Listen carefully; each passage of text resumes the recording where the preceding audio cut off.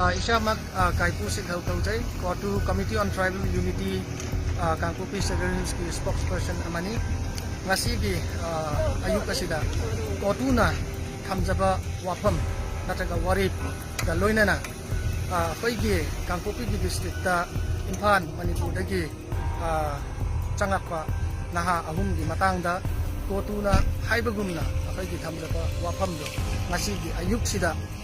अखोई कांगकुपी की SP यावना Assam rifle लोनना अखोई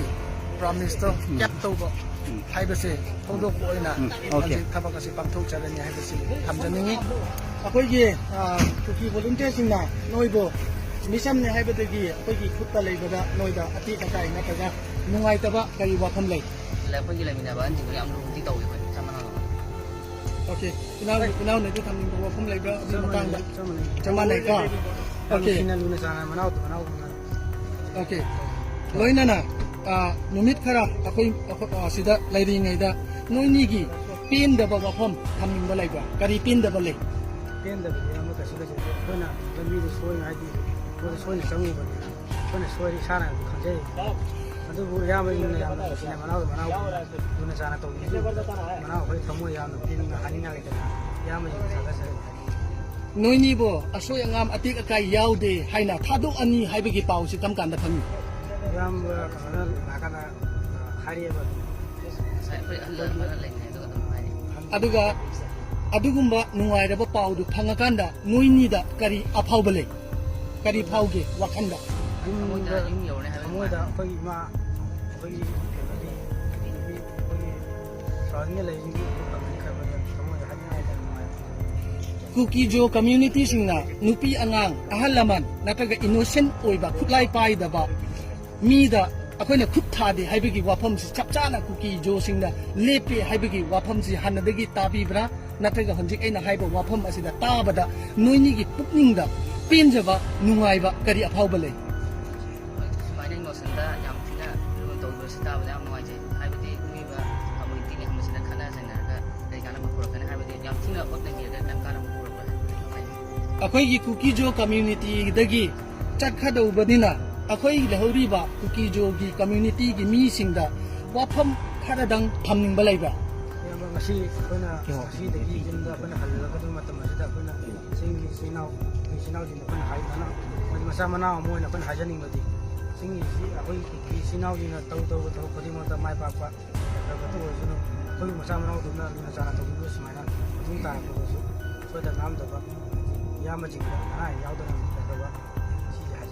अरोइबा वाहंग ओइना मैतै मचा अमा कुकीगी लमदा असिदा चंगखिबदा नोइनीगी थाजबगी वांगमदा कुकी जो कम्युनिटी सिंगना नोइबु थादोकलपा हाइबसी नसा नोइनीना अखोइगी मैतै कम्युनिटी दा करी वाफम फोंदोकनिंगी अखोइ अहानबा चांगदे कोइ होइजे मांगनि हाइबगी थाजबगम चांग लै कल्लनी खोलनी गाइना हाइरको यावना याम नुवाये अंगि अदुगा इनावनीदा अरोइबदा आइना थमजनिंग वाफमसी वीडियो नमक्पा सकमाइ सिदलेसिबा आहलामान सिंगा नोइनिना अखोइसी कमिटी ऑन ट्राइबल यूनिटी हाइबसी खंगबिबा तन हाइदा कोटु हाइबसी ताइको कोटु हाइबसीना अखोइगी वाफम फिरिपसे लेपतुना नोइनीबु कन्ननबा नुमित मरीनी मंगान मनु असिदा चेलगा सुगदबा तौगदबा थबक मयाजी तौवे हाइबसी इनाव अनीना चपचाना खंगबिनबा हाइजरी का यामा जिबि तौ माइ पापु okay चिगाइ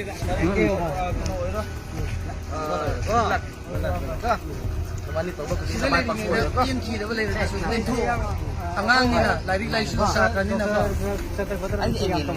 Ebelo ito nga riya. Ngayon chalo ko. Ade, noy ne. Noy habi ko. Gari ne. Ngayon chalo ko. Hindi dapat tawag ko. Kamina police station ko. Cesang loy na. Police da sila gani ko. Kare ko, Okay then. See, this is the way how things are done, even in a conflict time, showing a higher moral ground. This is what the Kuki Joe communities are known for, with a simple heart and with a attitude of not hurting